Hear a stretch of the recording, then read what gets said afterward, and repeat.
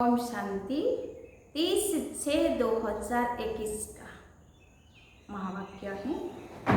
मीठे बाबा ने हम मीठे बच्चों को कहा, मीठे बच्चे, बाप की आशीर्वाद लेनी है तो सर्विस एवं सपूत बच्चे बन सबको सुख दो, किसी को भी दुख न दो। आज बाबा का प्रश्न है, धर्मराज की सजाओं से छूटने के लिए किन ईश्वरीय नियमों पर ध्यान देना है? धर्मराज की सजाओं से छूटने के लिए किन ईश्वरीय नियमों पर ध्यान देना है?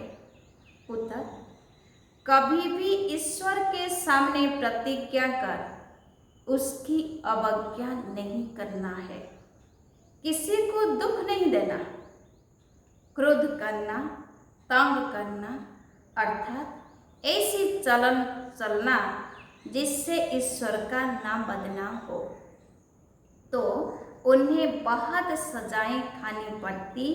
इसीलिए ऐसा कोई कर्म नहीं करना है। माया के कितने भी तूफान आए, बीमारी उथल खाए, लेकिन राइट रंग की बुद्धि से जजमेंट कर रंग कर्म से सदा बचे रहना। गीत है, कौन आया मेरे मन के द्वारे। ओम शांति। यह किसने कहा? ओम शांति। बाप और दादा। यह तो बच्चों को जरूर निश्चय होगा कि हमारा पारलौकिक बाप है, परमपिता परमात्मा शिव, और यह सब बच्चों का अलौकिक बाप है। इनको ही प्रजापिता ब्रह्मा कहेंगे। इतने बच्चे और किसको होते हैं क्या, सिवाय प्रजापिता ब्रह्मा के? पहले नहीं थे, जबकि बेहद के बाप ने इसमें प्रवेश किया है, तो यह हो गया दादा। यह दादा खुद कहते हैं कि तुमको पारलौकिक बाप की प्रपत्ति मिलती है। पौत्रे हमेशा दादे के वारिस होते हैं। उनका बुद्धि दादे में जाता है, क्योंकि दादे की प्रॉपर्टी का हक मिलता है। जैसे राजाओं के पास जो बच्चे जन्म लेते रहेंगे, ऐसे ही कहेंगे बड़ों की प्रॉपर्टी है। बड़ों की प्रॉपर्टी पर उनका हक है ही। तुम बच्चे जानते हो कि हम बेहद के बाप द्वारा बड़े से बड़ी प्रॉपर्टी स्वर्ग की बादशाही ले रहे हैं। हमको वह बाप पढ़ा रहे हैं। तुम अब सन्मुख बैठे हो। सन्मुख का नशा भी नंबरवार पुरुषार्थ अनुसार रहता है। कोई के दिल में तो बड़ा लाभ रहता है। हम ऊंच से ऊंच भगवान के आकर इस साकार माता पिता द्वारा वारिस बनते हैं। बेहद का बाप बहुत मीठा है, जो हमको राजाई के लायक बनाते हैं। माया ने बिल्कुल ही नालायक बना दिया है। कल बाबा के पास कोई मिलने के लिए आए थे, परंतु वह कुछ समझते थोड़े ही थे। बाबा ने समझाया, यह सब ब्रह्मा कुमार है। तुम भी ब्रह्मा के व शिव के बच्चे हो ना? कहा है तो जरूर। यह सिर्फ सुनकर कहा, परंतु दिल में लगा नहीं, तीर लगा नहीं कि सचमुच हम उनके बच्चे हैं। यह भी उनके बच्चे हैं, वर्षा ले रहे हैं। वैसे ही हमारे पास भी कई बच्चे हैं जिनको बहुत थोड़ा बुद्धि में बैठता है। वह खुशी, वह रुहाब नहीं दिखाई पड़ता है। अंदर बड़ा खुशी का पारा चढ़ना चाहिए। वह सारा चेहरे पर भी आता है। अभी तुम सजनों का ज्ञान श्रृंगार हो रहा है। तुम जानते हो हम साजन की सजनियाँ हैं। एक खेरूत माना खेती का काम करने वाले की लड़की की कहानी है ना। एक राजा खेरूत की लड़की को ले आया, परंतु फिर भी उसे राजाई में मजा नहीं आया, तो लड़की को वापस गावड़े में छोड़ आया। बोला, तुम राजाई के लायक नहीं हो। यहाँ भी बाप श्रृंगार करते हैं, तुम भविष्य में महारानी बनो। कृष्णा के लिए भी कहते हैं, भगाया पटरानी बनाने के लिए, परंतु कुछ समझते नहीं है। सब है इरिलीजियस माइंडेड, समझते हैं ऐसे ही दुनिया चलती रहती है। कुदरत है ना, यह ड्रामा बड़ा कुदरत है ना। बहुत हैं जो मंदिर टिकाणों में भी नहीं जाते, न शास्त्रों आदि को मानते हैं। गवर्नमेंट भी धर्म को मानने वाले नहीं है। भारत किस धर्म का था, अब किस धर्म का है, बिल्कुल नहीं जानते। अभी तुम बच्चे हो दैवी कुल के, जैसे वह क्रिश्चियन कुल के हैं वैसे तुम ब्राह्मण कुल के हो। बाप कहते हैं, पहले पहले तुम बच्चों को पति शूद्र से ब्राह्मण बनाता हूँ। पावन बनते बनते फिर 21 जन्म के लिए तुम दैवी संप्रदाय बन जाएंगे, दैवी गोद में जाएंगे। आगे थे आसुरी गोद में, आसुरी गोद से फिर तुम ईश्वरीय गोद में आए हो। एक बाप के बच्चे भाई बहन है, यह एक वंडर है। सब कहेंगे हम ब्राह्मण कुल के हैं, हमको तो श्रीमत पर चलना है, सबको सुख देना है, रास्ता बताना है। दुनिया में कोई नहीं जो मुख से कहे बेहद के बाप से बेहद का वर्षा कैसे लिया जाता है। तुमको बेहद का बाप मिला है, तुम ही उनके बच्चे बने हो। बुद्धि से जानते हो, कल्प पहले जिन्होंने बाप से वर्षा लिया होगा वही आकर लेंगे।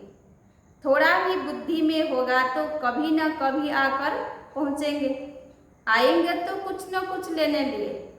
तुम्हारे में भी नंबरवार जानते हैं, आज पावन बनने के लिए आए हैं, कल फिर पतित बन पड़ते हैं। किसका खराब संग लगने से भूल जाते हैं कि बाप का बनकर फिर बाप को छुड़ा तो बहुत पाप आत्मा हो जाते हैं। जैसे कोई किसका खून करते हैं तो पाप लगता है, वह पाप भी थोड़ा है। यहाँ जो बाप का बनकर फारकती दे देते हैं, प्रतिज्ञा कर फिर भिखारी बन पड़ते हैं तो बहुत पाप लगता है। अज्ञान काल में इतना नहीं लगता जितना ज्ञान में लगता है। अज्ञान काल में तो मनुष्यों में क्रोध कमन होता है। यहाँ तुमने किस पर क्रोध किया तो 100 गुना दंड हो जाता है ना। यहाँ तुमने किस पर क्रोध किया तो 100 गुना दंड हो जाता है। अवस्था बिल्कुल गिर जाती है क्योंकि ईश्वर का फरमान नहीं मानते हैं। धर्मराज का फरमान मिलता है पवित्र बनना। तुम ईश्वर का बन जरा भी उनके फरमान की अवज्ञा की तो 100 गुना दंड चढ़ जाता है। क्रिएटर तो वह एक है, ब्रह्मा विष्णु शंकर भी उनकी रचना है। धर्मराज भी क्रिएशन है। धर्मराज का रूप भी बाबा साक्षात्कार कराते हैं, फिर उस समय सिद्ध कर बतलाते हैं। देखो, तुमने प्रतिज्ञा की थी हम क्रोध नहीं करेंगे, किसको दुख नहीं देंगे, फिर भी तुमने इनको दुख दिया, तंग किया। अब खाओ सजा। बिगर साक्षात्कार सजा नहीं देते हैं, प्रूफ तो चाहिए ना। वह भी समझते हैं बराबर मैंने बाप को छोड़कर यह कुकर्म किया। बदनामी कराने से फिर बहुतों पर आफत आ जाती है। कितनी अबलाएं बंधन में आ जाती हैं। सारा दंड बदनामी कराने वालों पर पड़ जाता है। इसीलिए बाप कहते हैं, बड़े से बड़ा पाप आत्मा देखना हो तो यहाँ देखो। धोबी के पास बहुत मैले सड़े हुए कपड़े जब होते हैं तो सटका लगाने से फट पड़ते हैं, तो यहाँ भी सटका सहन न कर चले जाते हैं। ईश्वर की गोद में आकर डायरेक्ट उनकी अवज्ञा की तो सजा खानी पड़ेगी। जो हेड ब्राह्मण पार्टी ले आती हैं उन पर बहुत बड़ी रिस्पॉन्सिबिलिटी है ना। बाबा ने कहा जो हेड ब्राह्मण पार्टी ले आती हैं उन पर बहुत बड़ी रिस्पॉन्सिबिलिटी है। एक ने भी अगर हाथ छोड़ दिया, भिखारी बना, तो उनका पाप ले आने वाले पर आ जाएगा। ऐसे कोई को भी इंद्र सभा में नहीं लाना चाहिए। नीलम परी पुखरज परी की कहानी भी तो है ना। इंद्र सभा में कोई छिपा कर ले आई तो इंद्र सभा में बांस आने लगे, तो ले आने वाली पर दंड पड़ गया। ऐसे कुछ कहानी है। वह पत्थर बन गई। बाबा पारसनाथ बनाते हैं, फिर अगर अवज्ञा की तो पत्थर बन जाते हैं।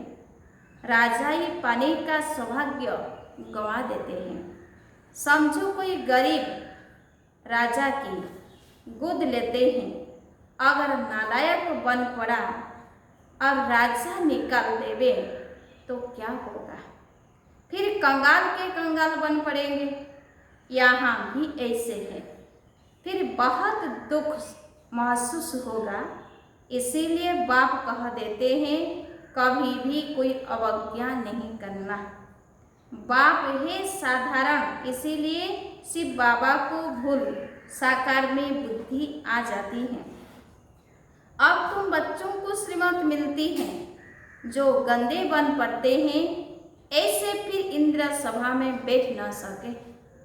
हर एक सेंटर इंद्रप्रस्थ है जहाँ ज्ञान की वर्षा हो रही है। नीलम परी पुखराज परी नाम तो है ना। नीलम रतन को कहते हैं। यह बच्चों पर नाम रखे जाते हैं। कोई तो बहुत अच्छा जैसे रतन है, कोई फ्लो नहीं है। जवाहरात में कोई बहुत दागी होते हैं, कोई एकदम प्योर होते हैं। यहाँ भी नंबर वन रत्न है। कोई रत्न बहुत वैल्यूबल है, बहुत अच्छी सर्विस करते हैं। कोई तो सर्विस के बदले डिसर्विस भी करते हैं। गुलाब के फूल और अब के फूल में भी कितना फर्क है। शिव पर दोनों चढ़ाते हैं, गुलाब भी चढ़ाते हैं, अब का फूल भी चढ़ाते हैं, लेकिन दोनों में कितना फर्क है। अब तुम जान गए हो हमारे में फूल कौन कौन है। उनकी ही सब मांगनी करते हैं कि बाबा हमको अच्छे अच्छे फूल दो। अब अच्छे अच्छे फूल कहाँ से लाए? रत्न ज्योत फूल तो कॉमन होते हैं। यह बगीचा है ना, तुम ज्ञान गंगाएं भी हो, बाबा तो सागर ठहरा ना। यह है ब्रह्मपुत्रा बड़े ते बड़ी नदी। कलकत्ते में ब्रह्मपुत्रा नदी बहुत बड़ी है, जहाँ सागर और नदी का बड़ा भारी मेला लगता है। बरोबर ज्ञान सागर बाबा है। यह चैतन्य ज्ञान सागर है। तुम भी चैतन्य ज्ञान नदियाँ हो। वह तो है पानी की गंगाएं। वास्तव में नदियों पर नाम पड़ा है, परंतु आसुरी संप्रदाय यह भी भूल गए हैं।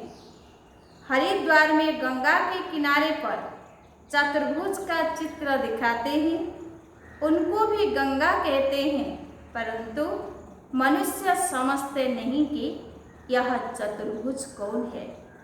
बरोबर इस समय तुम स्वदर्शन चक्रधारी बनते हो। तुम हो सच्ची ज्ञान नदियाँ, वह है पानी की। वहाँ जाकर स्नान करते हैं, समझते कुछ भी नहीं, बस देवी हैं। मनुष्य को तो कभी 4-8 भुजा होती नहीं है, कुछ भी अर्थ नहीं समझते। तुम बच्चे जानते हो बाबा हमको क्या बनाते हैं। हम तो 100% बेसमझ थे, बाबा की गोद लेने से हम स्वर्ग के मालिक बनते हैं। भले यहाँ कोई राजा हो, परंतु स्वर्ग के सुख और अभी के सुख में रात दिन का फर्क है। तुम्हारे में कोई ऐसे भी है जो बाप को नहीं समझते हैं, तो अपने को भी नहीं समझते हैं। देखना चाहिए कि मैं कितनी खुशबू देता हूँ। उल्टा सुल्टा तो नहीं बोलता हूँ, क्रोध तो नहीं करता हूँ। बाप झट चलन से समझ लेते हैं कि यह बच्चा कैसे होगा। सर्विसेबल बच्चे बाप को बहुत प्यारे लगते हैं। सब तो एक जैसे प्यारे नहीं लग सकते हैं। ऐसे बच्चों के लिए अंदर से ऑटोमेटिकली आशीर्वाद निकलती है। बाप का नाफरमानबरदार बच्चा होगा तो बाप कहेंगे ऐसा बच्चा हुआ भला ना। बाबा ने क्या कहा?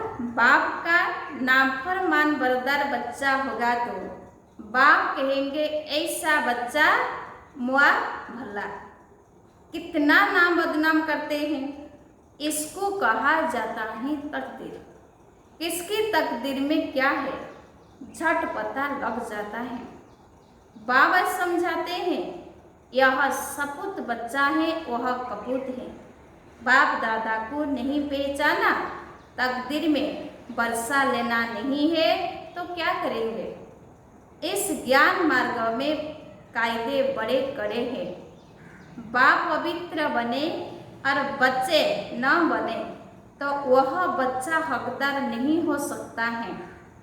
उसको बच्चा नहीं समझेंगे, फिर कहेंगे हम तो सिर्फ बाबा को वरिष्ठ बनाएंगे, तो बाबा 21 जन्म के लिए हमको रिटर्न में देंगे। इसका मतलब यह नहीं कि बाबा के पास आकर बैठ जाना है। नहीं, गृहस्थ व्यवहार में रहते सबको संभालना भी है, परंतु ट्रस्टी होकर रहना है।